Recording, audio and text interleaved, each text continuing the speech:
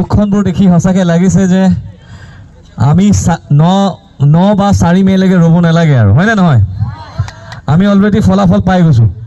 গতিকে মই এবাৰ নিৰ্বাচনী গীত বহুত গাইছোঁ, বহুত ঠাইত মই ঘূৰি ফুৰি আছোঁ, কিন্তু এই যি পৰিৱেশ আপোনালোকে সৃষ্টি কৰিছে ঋষিতাৰ বাবে, সেই পৰিৱেশ মই অসমৰ কোনো এটা সমষ্টিত বৰ্তমানলৈ দেখা নাই। চিৰিয়াছলি কৈছোঁ, সঁচাই অন্তৰৰ পৰা কৈছোঁ। এটা জোৰকৈ হাত চাপৰি হ'ব লাগে ঋষিতাৰ বাবে। আৰু এটাই কথা দি গৈছোঁ, যোনদিনা আপোনালোকে ভাল খবৰটো দিব, যোনদিনা মানে 4 মে'ত আমি ভাল খবৰ পামেই। আৰু মই বিচাৰোঁ ফলাফলত চাগে প্ৰথমটো ভাল খবৰটো ৰঙানদীলৈ আহক, আৰু তেখেতৰ নেতৃত্বত আপোনালোকে যিটো সম্পদ পাইছে বৰ্তমান ৰঙানদীবাসী ৰাইজে, সেই সম্পদটোক আতোন টোকাৰিকৈ ৰাখক।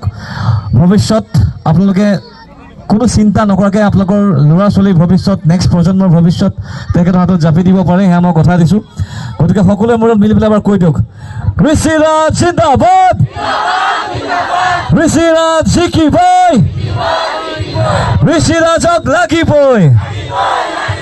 আৰু যোনদিনাখন আপোনালোকে ভাল খবৰটো দিব, সেইদিনাখন আহি আপোনালোকৰ এইখন অঞ্চলত মই এটা ফ্ৰীতে অনুষ্ঠান কৰি যাম, হ'ব?